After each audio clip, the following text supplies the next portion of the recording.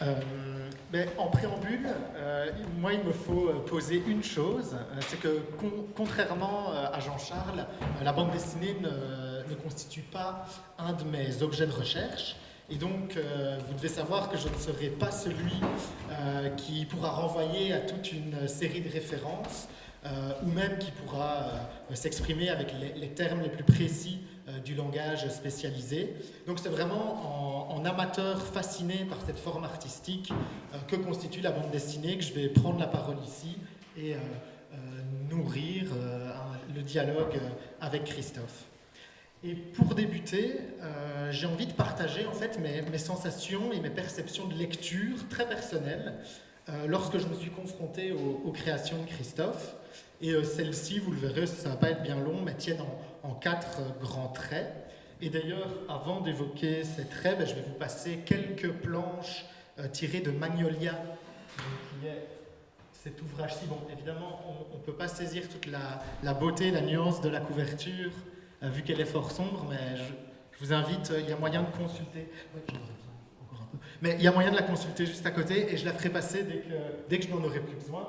Et puis aussi, il y aura quelques planches tirées de Graham Schalken, l'Inconsolé. Donc, je vous montre ça tout de suite. Pour le moment, je ne les commente pas, je vous en passe juste quelques-unes.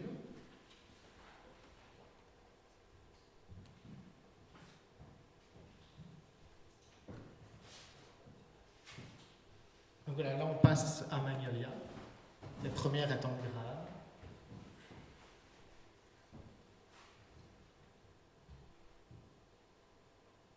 Je pense que là c'est la dernière. Non, voilà. Bon. En fait, ce que j'ai pu repérer, ce qui m'a frappé en tout cas, tout d'abord, c'est une légèreté, une finesse dans le trait, dans le dessin de Christophe. Mais en fait, cette finesse, à mes yeux, on la retrouve aussi dans les objets même que vont constituer les bandes. Enfin, peut-on parler. Enfin, les bandes dessinées qu'il a mises sur pied. Mais je parle de l'objet, mais regardez, quand on prend la quatrième de couverture, voilà ce qu'on peut lire, qui est pour moi une sorte de poème. Voix claire qui proclame le sens caché quand le tissu nocturne sublime l'étoffe du jour.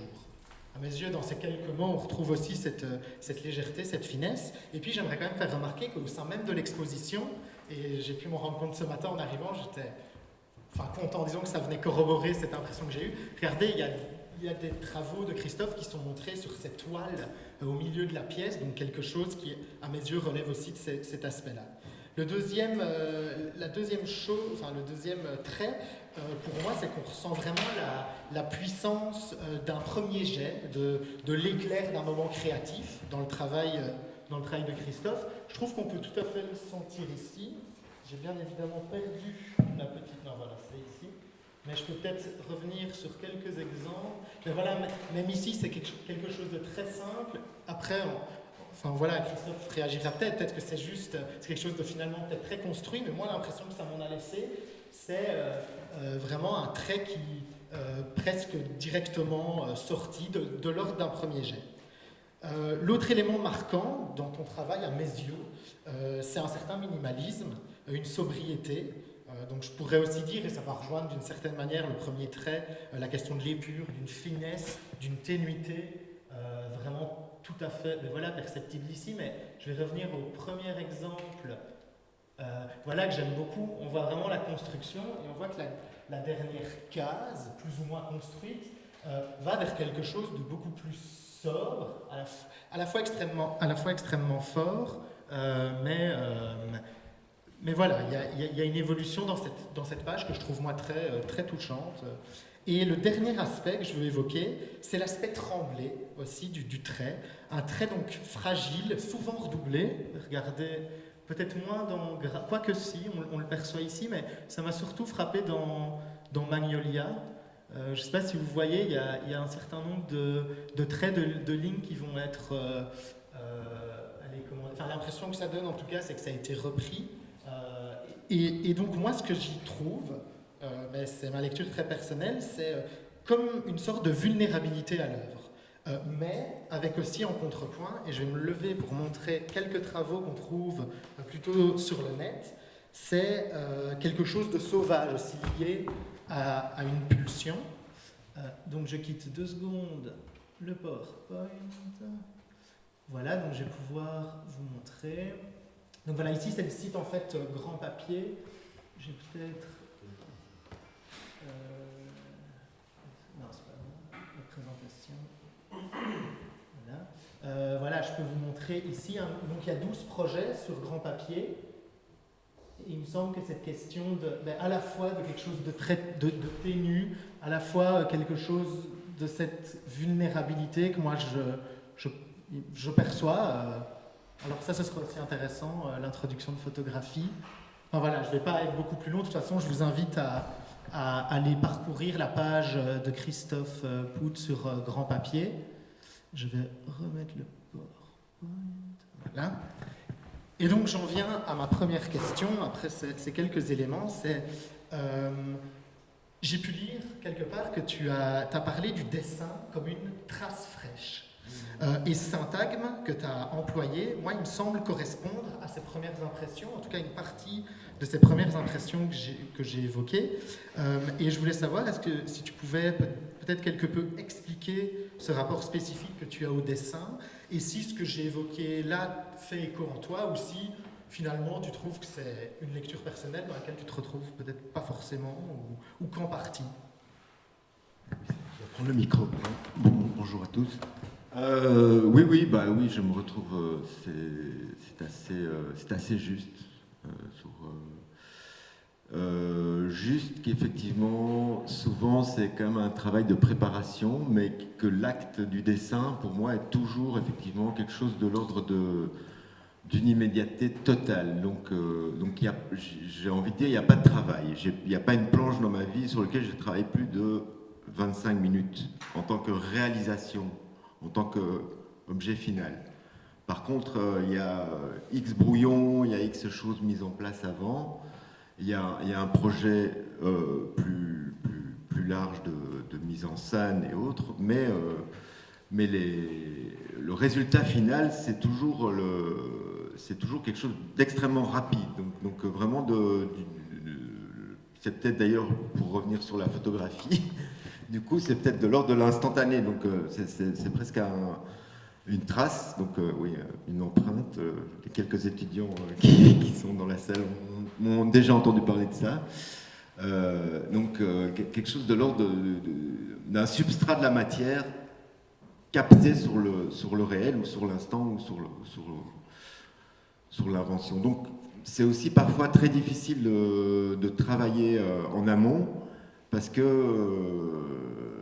l'envie du moment quand je dessine va peut-être faire bifurquer le dessin vers autre chose. Donc, alors pour en revenir à Magnolia aussi, pour parler de ce côté instantané, j'ai eu en fait l'occasion de dessiner en 24 heures lors d'un 24 heures bande dessinée organisé par les employés du mois en 2009 ou 2007, je ne sais plus. 2009 ou 2007, oui.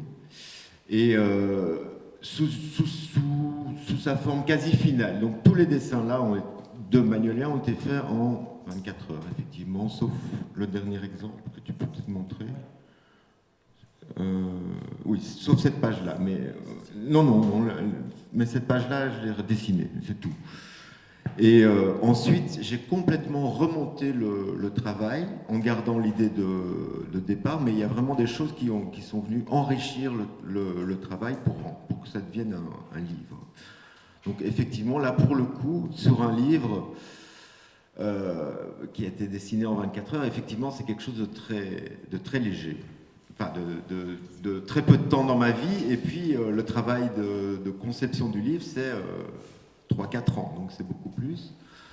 À la limite, j'ai plus passé du temps à trouver une typo manuelle qui est présente là, ici, sur la page montrée, que pour le dessiner. Et alors, pour reprendre aussi ce que Corentin a montré de Grand Papier, qui sont effectivement des instantanés de dessins d'enfants, donc croquis sur le vif, qui sont un peu des choses que j'essaie de faire absolument tous les jours, sur des thématiques soit végétales ou des paysages, ou souvent des femmes ou des enfants. Donc les enfants, c'est quelque chose de très très difficile à saisir, parce qu'ils sont tout le temps en mouvement. Donc ça fait aussi partie peut-être de ce dédoublement, c'est que les choses que j'ai envie de fixer sur papier bougent. Donc finalement, il y a un dédoublement. Voilà. Parfait, je peux directement enchaîner sur la deuxième question avec ces derniers mots que tu viens de prononcer. Dans le cadre d'une discussion avec Gabriel Delmas, tu as aussi pu parler de ton rapport au dessin comme, et là je te cite, quelque chose qui se reconstruit tout le temps, une évidence qui se dérobe, un truc qui s'échappe par moments. Qui fait peut-être écho à ce bouger que tu venais d'évoquer. Et il me semble que se joue là aussi quelque chose de central par rapport à ta création. Et moi, j'ai envie de mettre ça, et peut-être pour entraîner la discussion aussi vers un objet tierce, j'ai envie de mettre ça en rapport avec le travail d'un autre dessinateur, dont une des bandes dessinées qui a été publiée chez Atrabile et qui est en plus appelée Des bâtisseurs. Donc il y a vraiment cette idée, enfin je ne sais pas si certains connaissent cette bande dessinée qui est vraiment magnifique, mais voilà, c'était cette idée, à mes yeux, il y a aussi quelque chose comme ça presque d'un brouillon continu et dès le titre. Et voilà, je ne sais pas, soit si cet objet évoque quelque chose pour toi, parce que juste avant, j'ai demandé à Christophe s'il connaissait l'œuvre, il m'a dit que oui. Mais par ailleurs, sinon, juste sur cette idée de création à reprendre perpétuellement, qui en fait n'est jamais, ce que j'en comprends, c'est qu'il n'y a pas de fixité, il y a peut-être même aussi la recherche de chaque fois de formes nouvelles. Enfin voilà, je te laisse peut-être la parole par rapport à ces éléments. Ouais, du coup, il y a une fixité, c'est le livre, hein, donc ça c'est... Voilà. Tu n'as que la couverture ici. Non, j'ai un exemple. Un dessin, voilà. Et j'ai choisi un extrait, pour montrer pourquoi je pouvais mettre ça en écho, notamment c'est une double page qui à mes yeux aussi qui à mes yeux aussi touche à cette question de quelque chose de par moments plus ténu, et ça c'est en plein cœur de l'ouvrage. Il y a d'autres planches qui sont complètement saturées, mais voilà, il y a des moments comme ceux-là qui voilà, me faisait penser à ton travail, aussi le trait. Alors quand j'ai découvert ce livre, je me suis jeté dessus, effectivement, et comme je voulais absolument le lire à fond, je ne l'ai jamais lu. Parce qu'en plus, il est très réussi, il y a tout un travail sur la bichromie, très très légèrement amorcé, sur tout le long du livre. Donc, et c'est un livre relativement souple, on va dire. C'est quand même plus pesant que ce que je peux faire, mais ça reste la souplesse. Et oui, effectivement, ça me parle. C'est un livre qui me parle beaucoup. On peut dire aussi qu'il y a cette espèce d'aspect lié, lui, vraiment au sujet, puisque il y a de la construction, mais cette espèce de structure, mais qui en fait est une structure hyper légère dans la page, même si on parle de bâtisseur, même si on parle donc éventuellement de perspective ou d'espace, et bien finalement l'espace c'est la page en métalangage si on veut, mais il y a aussi tout ce blanc. Et voilà, donc les bâtisseurs, c'est une des lectures qu'il nous donne pour lire son livre, je pense. Donc oui, en plus c'est un Suisse qui fait des petites éditions. Quelqu'un sait Hécatombe, oui, voilà, Hécatombe, avec des livres objets très souvent qui sont assez intéressants. Et voilà, donc effectivement c'est un bouquin qui m'a parlé. Où en fait cette espèce de rapport à la structure devient aussi une structure très légère, en fait, même si elle est très construite, mais elle est légère. Voilà. Et alors c'est clair qu'on peut retrouver des échos avec ton propre travail, mais est-ce que cette œuvre-là, le travail qui est mené ici, ne possède absolument pas en commun avec le tien, avec tes propres créations, c'est le fait que chez toi le dessin est nécessairement nourri par le texte. En tout cas, il y a une présence, il y a une prégnance du textuel, de mots, de phrases qui apparaissent je dirais presque toujours, enfin j'ai pas envie de dire de bêtises, mais quasi tout le temps, l'image fonctionne avec du texte. Et donc j'ai aussi peut-être une question par rapport à ça, c'est est-ce que le texte, enfin, comment envisages-tu cette co-construction? Est-ce que le texte est d'abord rédigé, peut-être même pas sur la page, mais disons même dans un cahier, je n'en sais rien, et que le dessin arrive dans un second temps, ou bien est-ce l'inverse, c'est d'abord le dessin puis le texte, ou bien voilà, c'est une co-construction enfin, vraiment poussée jusqu'au bout, c'est-à-dire que un peu comme ton ouvrage serait un homme porté par deux jambes et le texte et le dessin qui marche après. Ah, j'aime bien la métaphore. Oui, c'est un homme d'aplomb, porté par deux jambes, oui, tout à fait. C'est ça en fait. C'est pas. Donc, il s'interpénètre tout le temps. Donc, ça, c'est difficile à montrer, mais ça peut se voir peut-être sur les esquisses qui sont présentées dans l'exposition. La plupart du temps, donc, je commence quand même, non pas sur...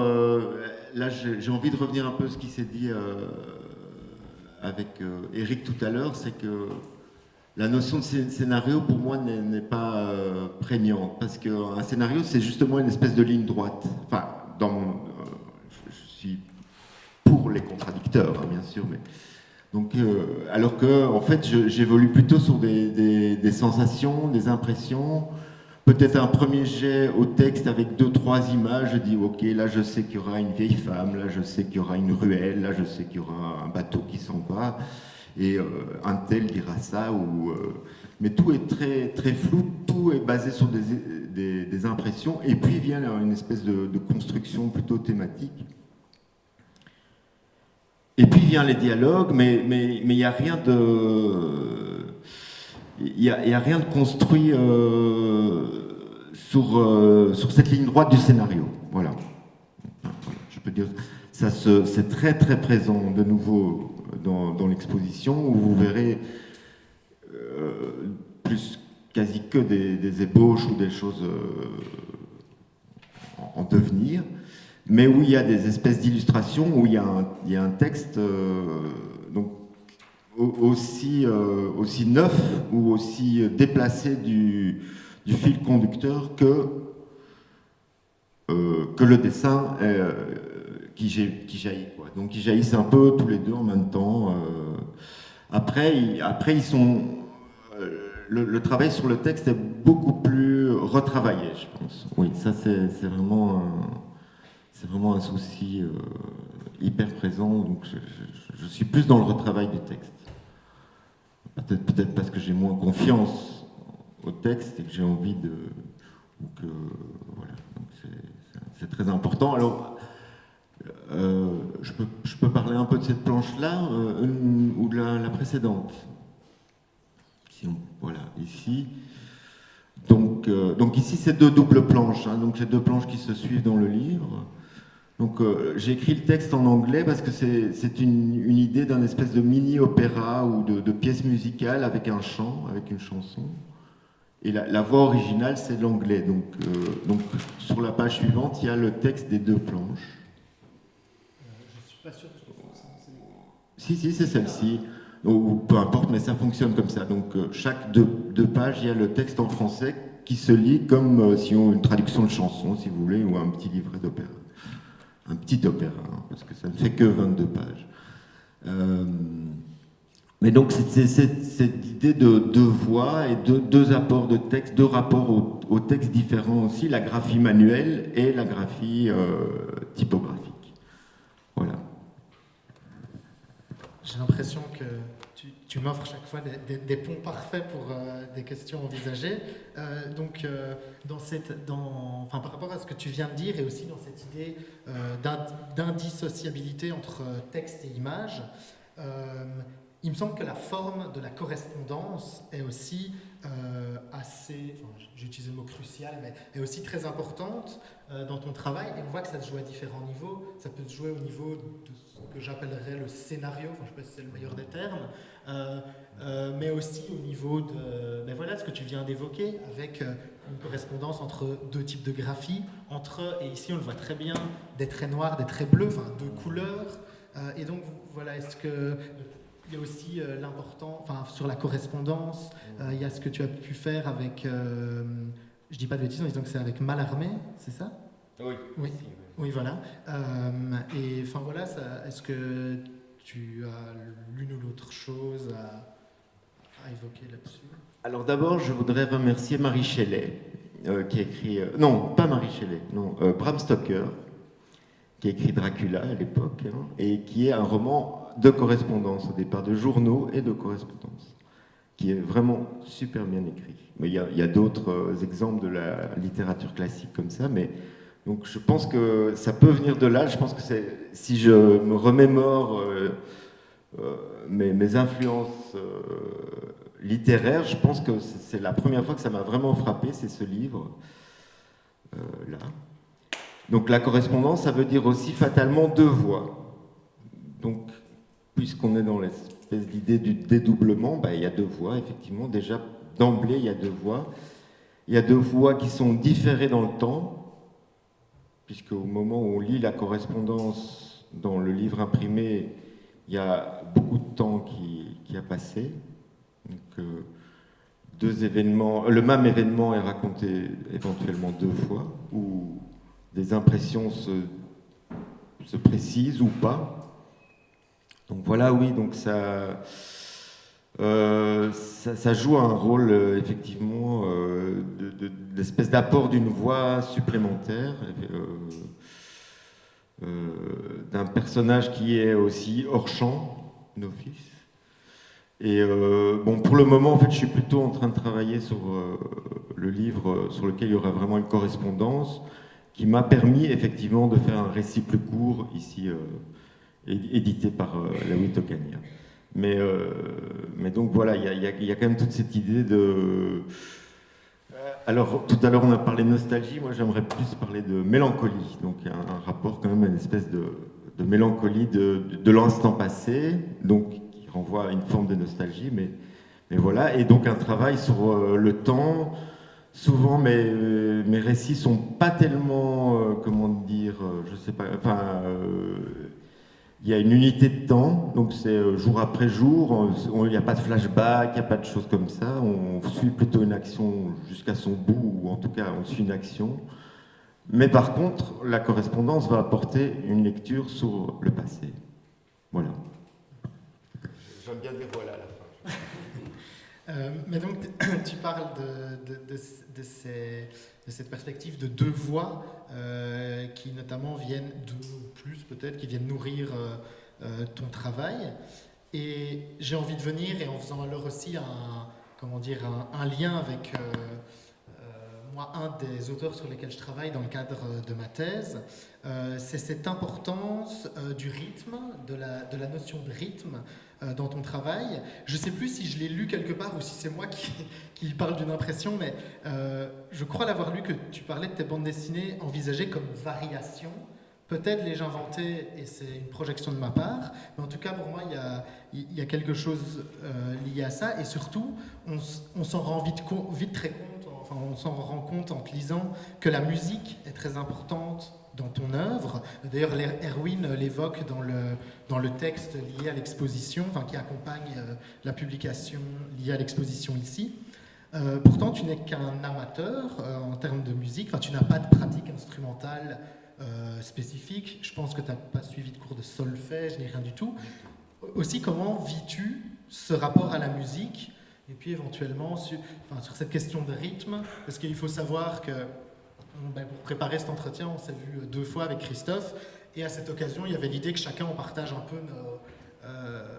qui on était, ce qu'on faisait, moi notamment lié à mon travail de recherche. Et donc je lui ai fait découvrir Marcel Moreau, c'est un des écrivains sur lesquels je travaille, et qui est un auteur belge peu peu connu, et c'est dommage, qui mérite vraiment d'être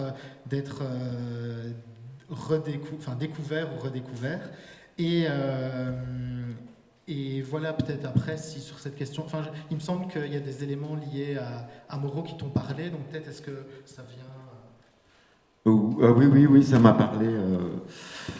Parce que sa correspondance, notamment il y a une correspondance que Corentin m'a prêtée avec Jean Dubuffet, donc, qui est de l'ordre de la figure, de l'art figuratif, de quelqu'un qui se pose des questions aussi sur la légitimité de l'art, puisque c'est au niveau de l'art brut et de matières assez différentes de travailler.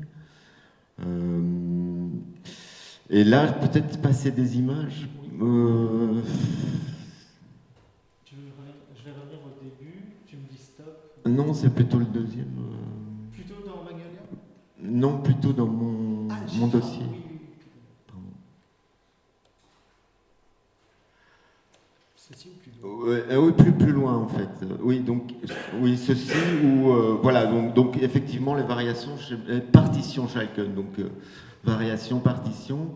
Donc ça c'est un peu les deux, trois images suivantes aussi.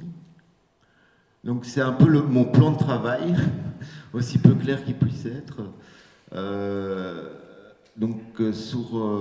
Sur un rapport, on voit une espèce de codification graphique forte sur le contenu du livre, mais qui devient quasi un dessin en soi.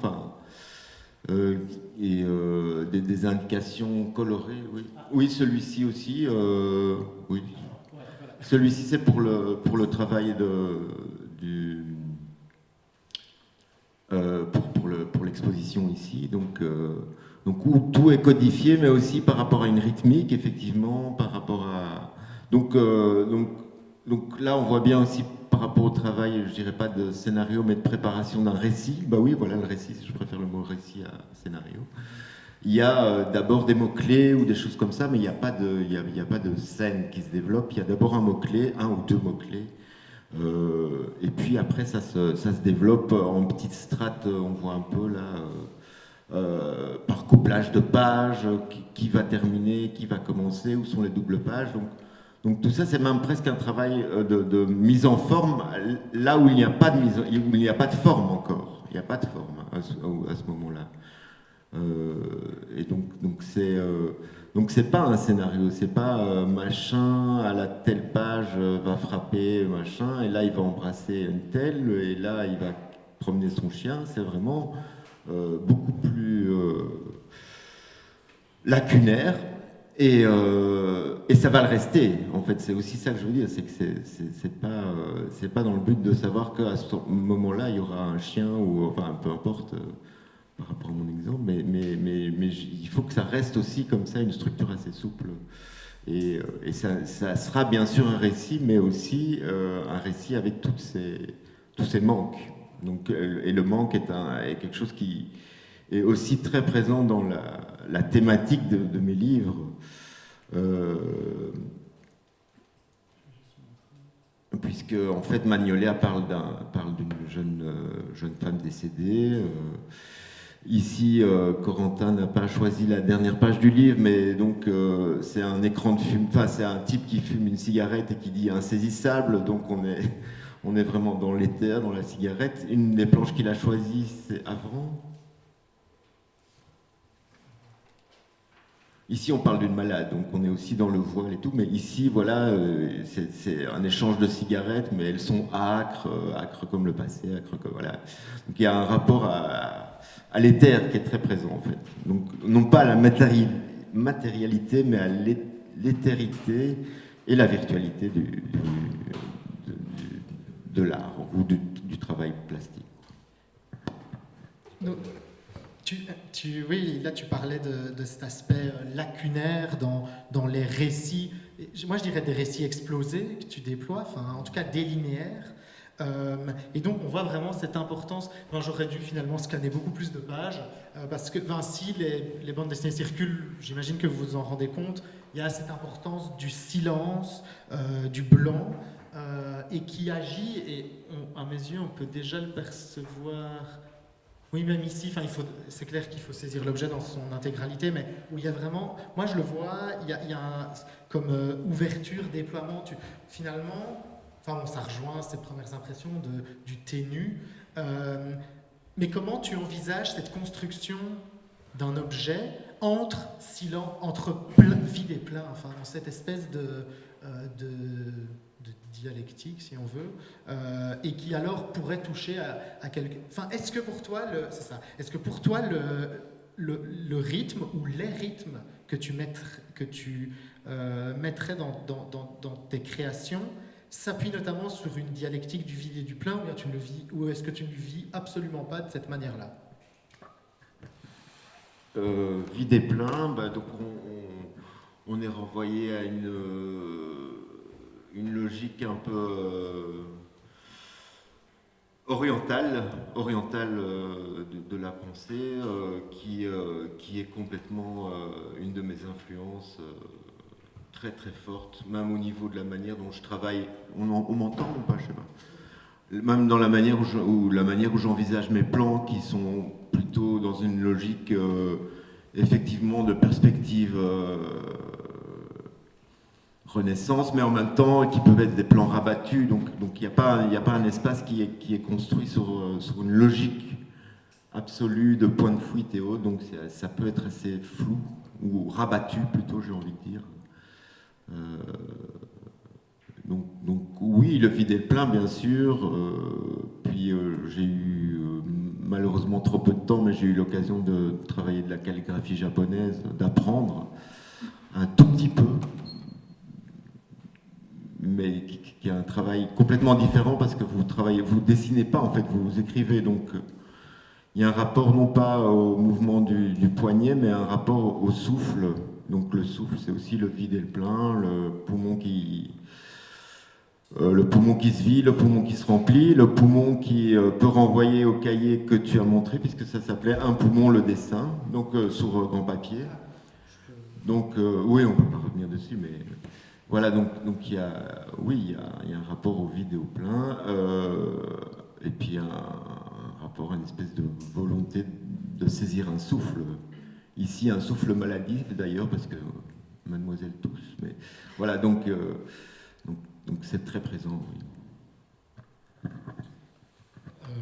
Tu parles de souffle, et ça me permet de revenir quelque peu à Marcel Moreau, parce que voilà, la littérature et le poétique, disons, qu'il a pu mettre sur pied, développer, est vraiment marqué par un ancrage charnel. Ça, c'est un aspect... si on peut le retrouver, je crois que cette planche-ci peut le montrer, mais sur grand papier, moi, il y a un de tes projets, je vais essayer de le montrer, que j'ai trouvé magnifique, qui m'a beaucoup plu, et qui vient toucher à ce rapport aussi au corps.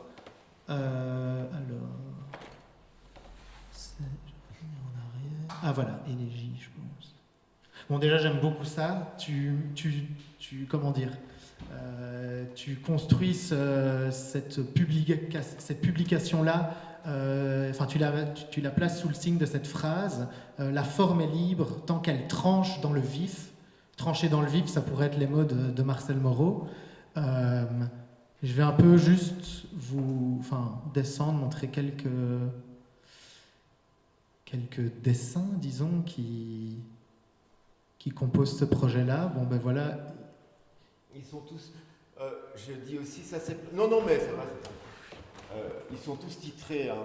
Merci Grand Papier, dont un des animateurs principaux est dans la salle. Donc il y a la possibilité effectivement de titrer le dessin, ce qui a quelque chose qui est très très important pour moi et qui aussi renvoie à ce rapport au texte. Non, mais après tu peux passer le dessin. Bon, c'est fini? Non, c'est pas... dis-moi.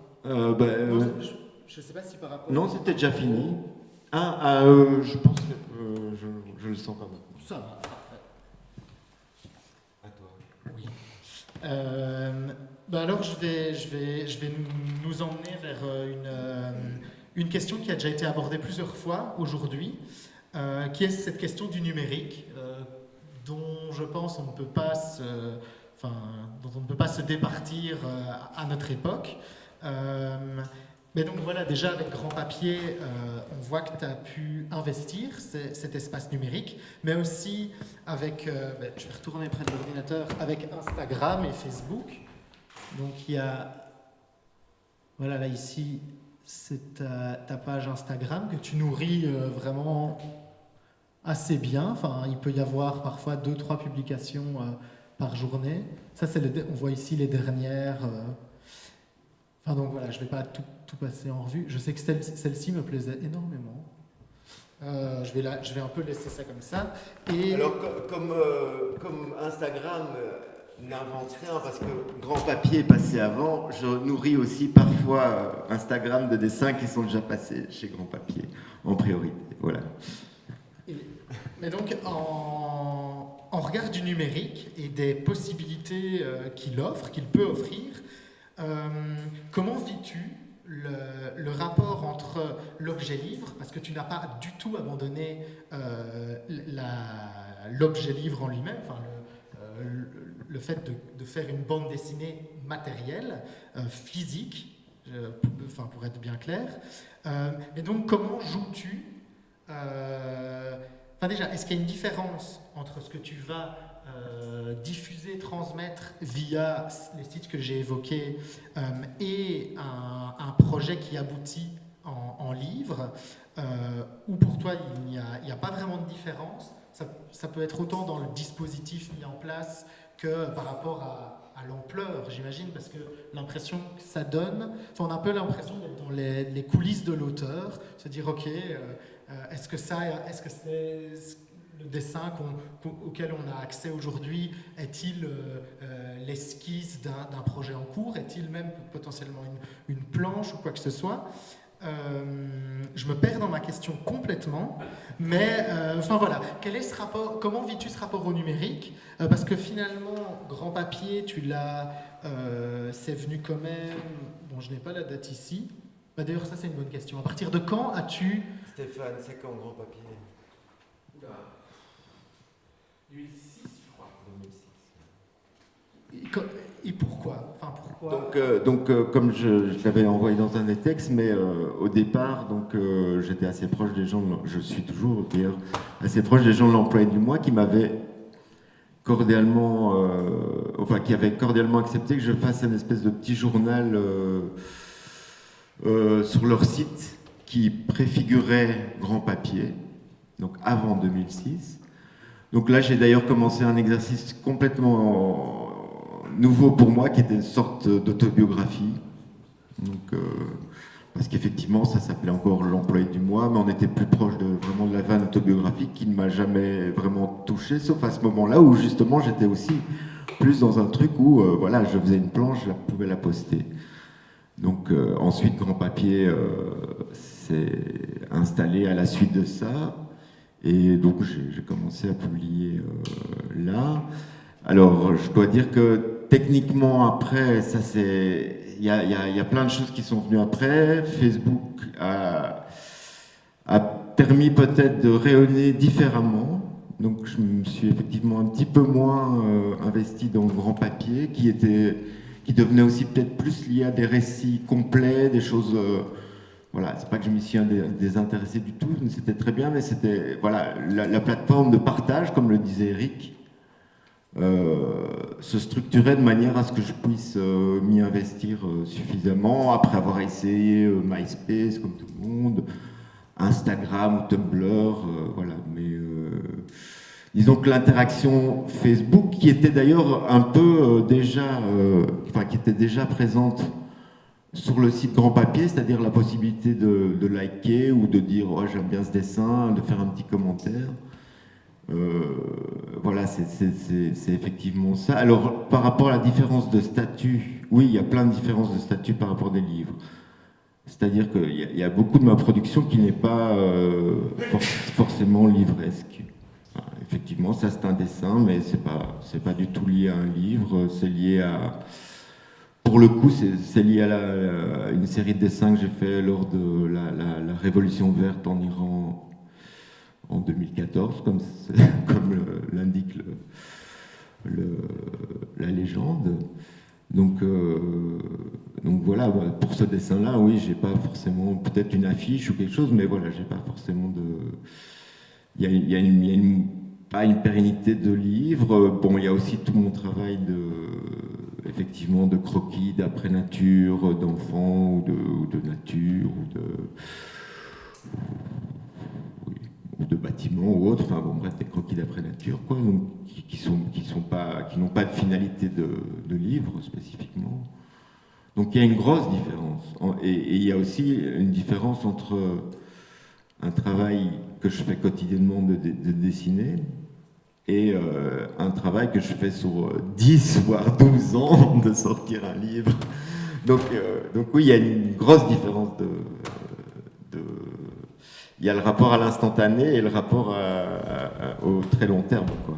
Et ça me permet aussi bien, je pense que j'ai vu frémir Eric tout à l'heure de dire les gens commentent mes dessins et tout comme une chose nouvelle, mais c'est effectivement quelque chose de très agréable aussi, ou de très valorisant, qui peut pousser à continuer aussi, puisque, et là je reviens à des choses plus pragmatiques, il faut avoir du pain dans son assiette, donc on ne vit pas toujours du dessin, et comme on n'en vit pas, eh bien on a besoin aussi de montrer qu'on existe. Et ça permet aussi de montrer qu'on dessine et qu'on existe. Et c'est quand même plus facile que de monter une exposition ou de faire des choses de longue haleine. Et c'est aussi un très bon vecteur pour les gens un peu solitaires ou qui travaillent seuls, de montrer leur travail. Et de rencontrer, ça c'est très important, je pense qu'on peut le souligner, c'était très fort le cas pour Grand Papier, c'est aussi quand même le cas pour Instagram ou Facebook, de rencontrer des gens qui ont des choses à montrer sur ce vecteur-là. Moi, je suis très content de pouvoir voir des dessins de Yann Lamacchia, dont tu parlais tout à l'heure, ou le travail d'Eric actuellement, ou le travail de gens qui sont en Israël, ou en Finlande, ou de Paul Cox, ou de peu importe. Donc ça fait partie aussi d'une chose, d'une communauté forte. Il n'y a pas que des gens qui montrent le plat saucisse purée de ce midi sur ce vecteur-là. On peut s'en débarrasser et on peut arriver avec des gens qui font vraiment du chouette boulot et qu'on ne pourrait pas découvrir parce qu'ils sont au Sri Lanka, parce qu'ils sont en Papouasie, parce qu'ils sont en Australie ou en Russie, peu importe. Et ça, c'est extrêmement positif. Voilà. Éric Lambé disait tout à l'heure qu'il pensait toujours avec le livre en point de mire, même quand il publie sur Internet. Si je comprends bien ce que tu viens d'évoquer, toi, ce n'est pas tout à fait ton cas. Alors, s'il y a un fou furieux qui veut éditer toutes mes archives, il est le bienvenu.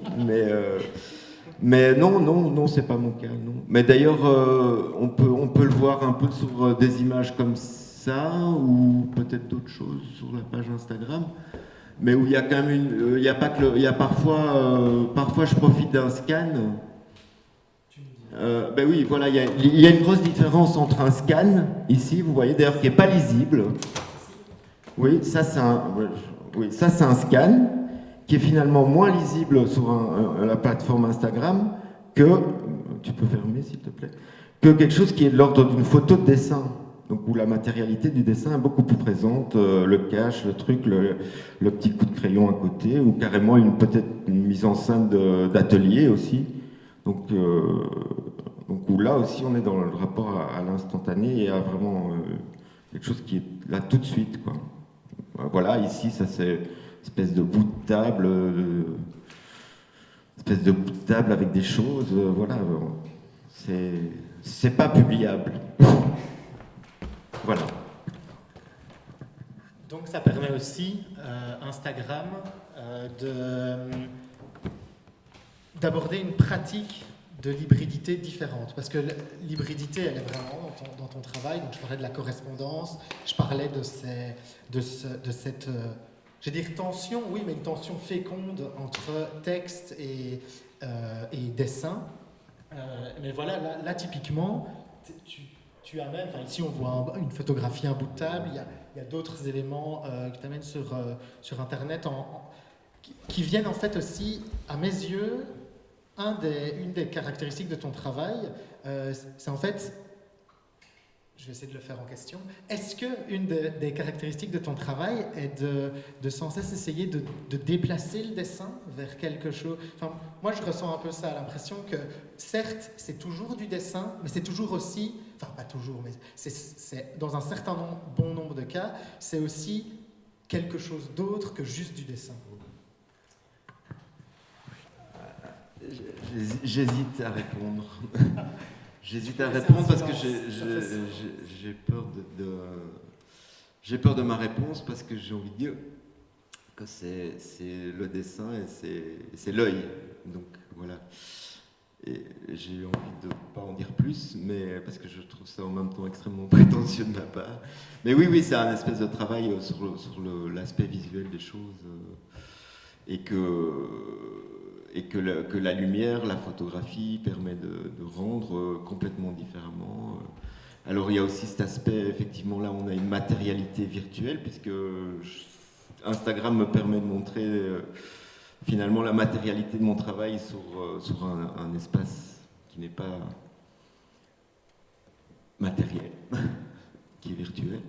Là où mon livre est finalement, où mes quelques livres sont plutôt le moyen de montrer quelque chose d'éthéré qui est matérialisé.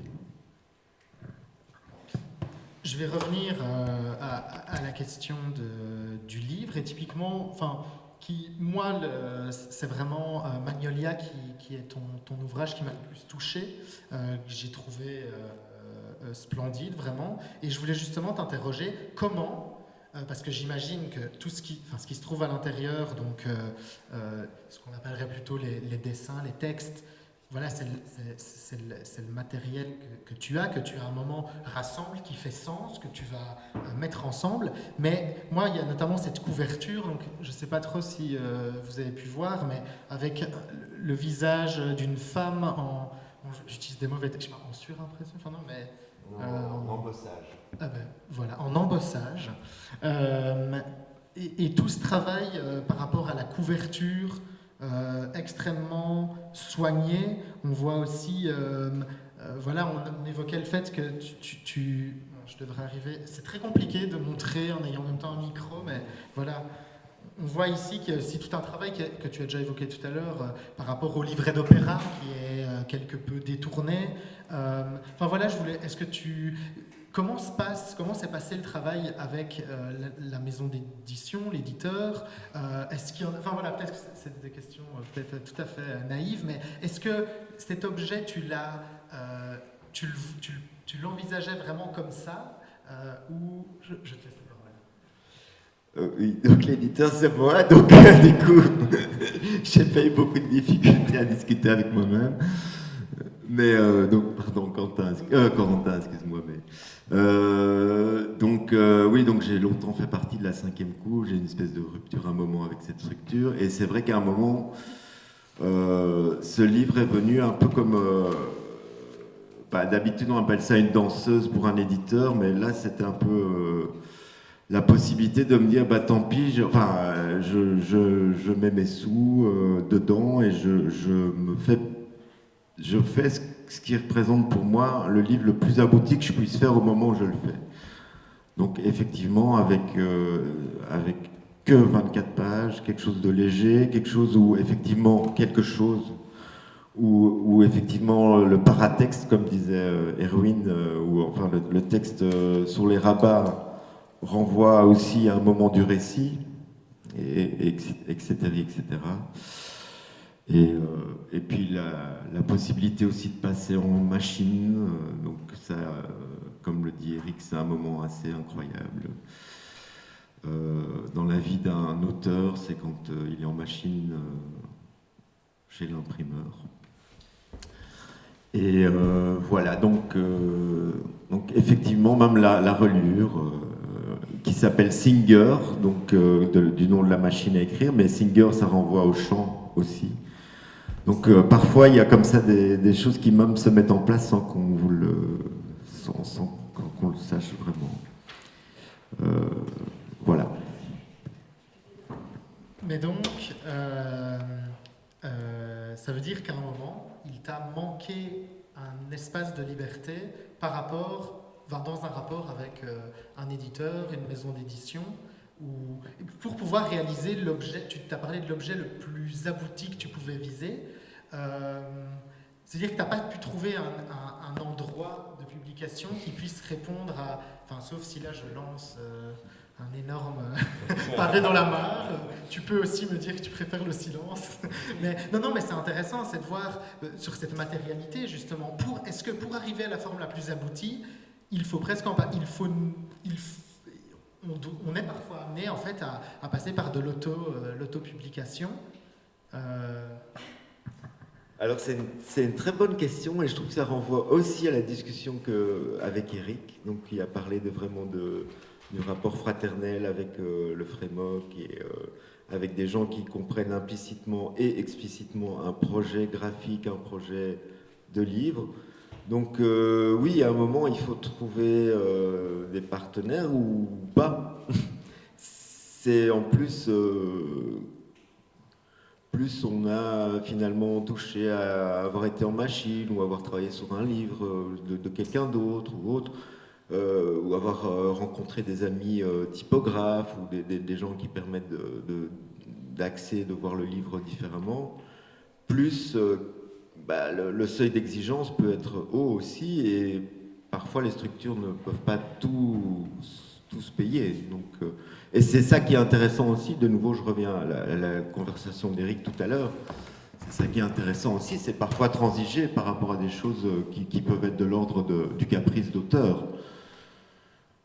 Et puis, oui, voilà, pour la suite de mes livres, je repasserai sans doute, je repasserai par une maison d'édition, je ne vais pas m'auto-publier ad vitam aeternam. Donc voilà, mais il s'agissait là vraiment d'une espèce de choses où, ouais, ok, ce truc-là, c'est moi. Voilà.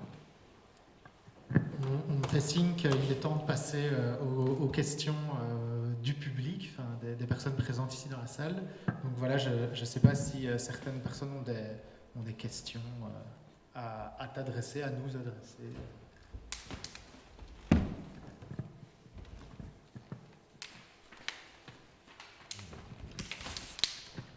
J'ai une toute petite question. Il me semble que vous avez rapidement un peu effleuré, mais peut-être on peut revenir un peu dessus, qui est simplement les choix d'exposition et comment tu as été impliqué dans la mise en scène, la scénographie des travaux présents ici, vis-à-vis d'autres lieux d'exposition que peuvent être Instagram, justement.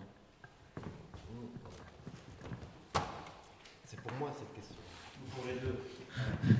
Donc Corentin découvre l'exposition aujourd'hui. Donc c'est une bonne question en fait. Difficile à répondre parce que je ne suis pas très à l'aise avec le rapport à l'exposition.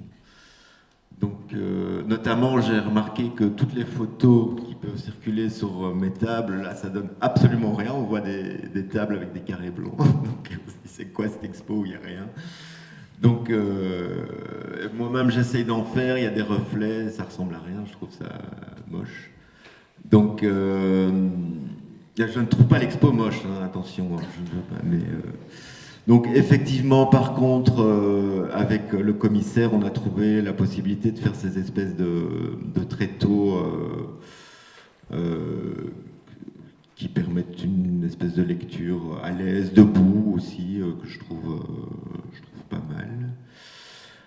Comme disait Corentin, effectivement, le rapport au voile est très présent. Donc ici, on a une espèce de... Même dans le récit, le voile, puis la chose qui est voilée, le rapport au tissu est présent.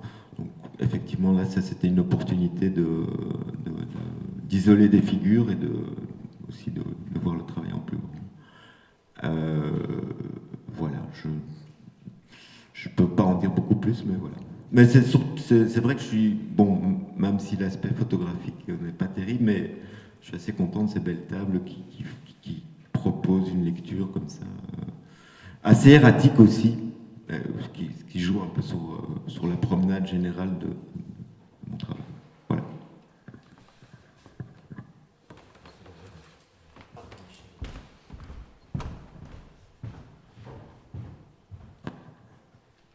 pas vraiment une question, c'est plutôt une constatation, Christophe. Je me suis demandé pourquoi tu avais insisté pour prendre connaissance de la correspondance qui se trouve ici à la Vitokiana, et tu m'as fait découvrir que, en réalité, il y a beaucoup de philosophie dans ton art, dans l'art de tes collègues, des BDistes, parce que tu as vraiment trouvé quelque chose qu'un simple spectateur, comme je l'étais d'ailleurs, en voyant cette exposition, tu disais, bon, de belles tables avec des beaux dessins, etc. Mais il y a quelque chose que tu as tiré dehors que moi je n'avais pas perçu. Et là, je t'en sais gré, et je crois que c'est quelque chose, c'est un message que tu transmets, peut-être sans t'en rendre compte, mais que tu transmets au public. Et ça, c'est formidable, parce que de tous les artistes que j'ai connus et qui sont dans le domaine de la BD, à commencer par qu'est-ce qu'on avait fait là, notre exposition avec les belles bandes dessinées de ce... Les noms m'échappent maintenant à mon neige. Pardon? C'est pas Skelten. Hein? Skelten. Non, ce qu'on a fait à le type qui habite Paris là maintenant. Oui. Enfin, la belle exposition de BD. Hein? Skelten. Oui, Skelten. Voilà. Mais toutes ces choses-là, c'est visuel, mais ça reste visuel, si tu veux. Bon, il y a toutes sortes d'interprétations derrière, mais toi, tu es arrivé vraiment à tirer quelque chose qui existe, mais que personne n'a jamais touché comme on le touche avec toi. Et là, c'est vraiment quelque chose d'extraordinaire. Et c'est dans cet esprit-là que tu dois, à mon avis, que tu dois continuer, parce que c'est fantastique. Voilà, je voulais simplement te le dire et te remercier. Merci beaucoup, Michel. Ça me touche beaucoup. Merci. On va peut-être pas terminer sur une note aussi positive. Je vais Ah, poser oui, aussi une vas-y. question. Faut quand même... Non, c'était pas. Ça rassure-toi. Je voulais juste dire à la faveur de cette exposition et de la prise de parole. Il me semble qu'une des questions posées par ton boulot, c'est la question aussi. On parlait tout à l'heure de ça, de la bande dessinée comme un art aux frontières ou hors frontières.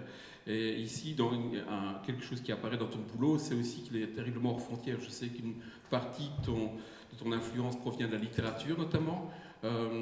Aussi au niveau du dessin, on ne sait jamais très bien si on est en train de voir de la bande dessinée. Il y a une référence qui est plutôt faite aux premiers âges de la bande dessinée, à la légèreté d'un trait, justement à la Toffer et des choses comme ça.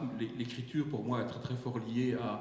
Elle est très... Enfin, la manière dont tu écris est très liée à un moment du dessin. Il y a quelque chose de très fort, tout ça. Et donc, et aussi, pour étendre un peu ce truc du hors-frontière, il y a aussi toute une question par rapport à la bande dessinée est un métier extrêmement demandeur en pratique, et qui est, donc tout à l'heure, Eric en parlait quand il parlait de, voilà, on s'attaque à 100 pages, on part dans du temps long, c'est le marathon qui est en même temps un sprint, comme il le disait. Et dans ton boulot, il y a aussi la question de comment est-ce qu'on peut faire un boulot qui est dans la bande dessinée, mais qui permettent un temps plus large. Parce qu'on parlait du flottement dans ton dessin, le voile, etc. Il y a aussi une forme de flottement dans la manière dont tu abordes le dessin. Tu as dû arrêter à des moments de ta vie de dessiner pour des tas de raisons. Tu devais bouffer, tu n'y arrivais pas. Tu parlais de mélancolie tout à l'heure, c'est quelque chose qui fait partie de ta personne, etc. Et donc, il y a tout ce boulot pose la question de comment exister dans quelque chose de plus large que cette espèce de marathon de la vie qu'est la bande dessinée. Et donc, on voit ici arriver toute une série de pratiques qui sont de l'ordre du carnet, et ici qui viennent se compléter avec le digital. C'est-à-dire que le numérique peut-être répond à un certain nombre de problèmes qui est de quand publier, quand avoir une matière qui serait publiable, et ce genre de choses. Est-ce qu'aujourd'hui, ça te semble être la pratique telle que tu l'amènes maintenant te semble répondre à un ensemble de problèmes qui t'ont été soumis par ta propre pratique tout le long de ta carrière? dont on peut se demander si on l'appelle carrière. Je te rends le micro avant que tu Là, parles. oui, là, je vais finir avec ça, mais... Pour en revenir, merci Stéphane, on sent que tu me connais. Oui, d'abord moi je suis très à l'aise avec le virtuel, donc je suis très heureux que ça existe. Donc on en revient d'ailleurs au moment où on cherchait la date dont on se rend compte que c'est 2004, voilà, donc ça, pour moi c'est un espace incroyablement défrichable, peut-être pas dans le sens de la bande dessinée, ce que j'appelle justement, j'avais envie de le dire tout à l'heure, mais l'espèce de rapport homothétique, donc c'est une bande dessinée, c'est un PDF qu'on lit sur écran. Ben non, en fait, non, c'est dégueulasse de lire un PDF. Moi, je déteste ça. Enfin, un PDF d'une bande dessinée, je déteste ça. Je suis comme monsieur, l'orateur précédent. Ça me fait chier. Par contre, j'adore lire des choses sur le web, j'adore interagir sur le web. Je trouve qu'il y a des nouvelles formes. Corentin, d'ailleurs, a beaucoup de références par rapport à des textes qui renvoient à des textes, à des métatextes, à des choses... voilà, quand vous passez, notamment pour la préparation d'un travail sur Mallarmé, que vous travaillez, vous tombez sur les photos de Berthe Morisot, et puis vous tombez sur un site qui va se retrouver avec les amis de la famille de Manet et une espèce d'archivage auquel on ne s'attendait pas. Donc ça, c'est aussi pour enrichir des choses. On tombe parfois sur des images, par exemple, de Suède dans les années 1800 au début, si on s'intéresse à ça, mais plus récemment, sur des gens qui archivent des images de New York en noir et blanc. Facebook, il y a des groupes entiers qui font un travail d'archivage, mais complètement fou et avec des choses complètement magnifiques. Et de nouveau, on n'est pas l'ordre du spaghetti que j'ai mangé hier soir, on est vraiment dans l'ordre de l'irruption d'une image qu'on n'aurait pas pu trouver autrement. Comme le disait Eric, pour revenir à Madrid et tout, avant il fallait traverser l'Europe, avoir une copine en Pologne pour voir un livre polonais. Maintenant, on peut voir ce que font des dessinateurs polonais ou russes ou autres très facilement, d'une autre manière, d'une autre forme.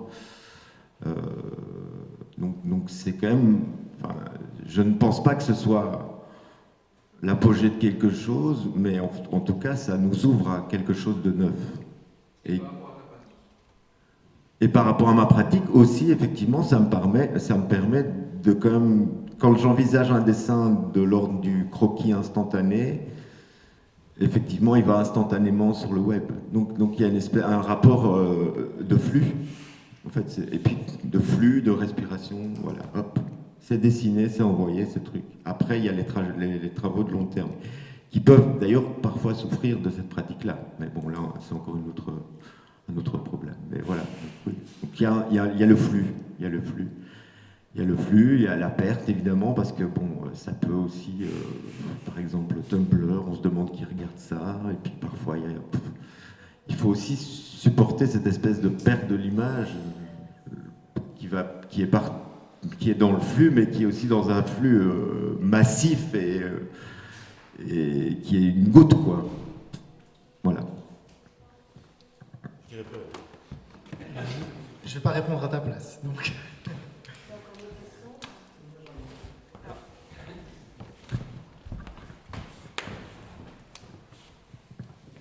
J'ai découvert la grande diversité du travail et des supports. Je voulais savoir comment tu gérer ta documentation. On a des carnets, on a des A3, on a des photos.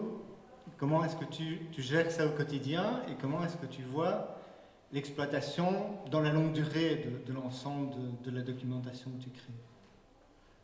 Par documentation, tu veux dire ton travail de création, à partir du moment où il y a des supports physiques, supports numériques, comment est-ce que tu gères tout ça? Son archivage. L'archivage à long terme aussi, oui, pour réexploiter. Est-ce que tu as une vision de la longue durée ou est-ce que un travail est fait, je le mets sur le côté, je fais autre chose, j'ai des armoires métalliques remplies de dessins, voilà, c'est tout. Moi, j'ai pas le temps. Je je rêve d'avoir quelqu'un qui puisse scanner péniblement tous mes dessins, tous mes carnets, mais bon, voilà, c'est pas grave, c'est là. J'ai la chance de partager un atelier très grand avec d'autres dessinateurs et donc du coup, bah, j'ai la place de loger tout ça pour le moment. Donc j'essaie quand même, là j'exagère un peu, voilà, les carnets sont avec les carnets, les couleurs sont avec les couleurs, mais bon, ça reste quand même assez bordélique. Voilà. Mais j'ai pas d'archivage très... Je disais parce qu'on a entendu d'autres interlocuteurs qui disent ben voilà, mon archive finalement c'est le livre publié, ça c'est ce que j'ai fait, c'est ma trace durable. Toi tu es beaucoup plus dans la diversité, donc c'est un enjeu peut-être un peu plus important. C'est vrai que voilà, c'est rigolo cette page-ci, voilà, je l'ai prise cette photo qui montre plutôt un travail littéraire, mais comme c'était sur un petit carnet à ligne musicale, avec un rapport aussi au sens au genre des mots, donc le travail sur le genre des mots qui est aussi lié à... Voilà, mais je l'ai pris en venant ici tout à l'heure, les 2-3 photos de partition, je les ai prises comme ça, donc il y a une perte, hein, c'est pas grave, c'est pas des... Ça s'envole un peu, quoi. Mais il y a quand même des piles de feuilles, vous inquiétez pas. Voilà.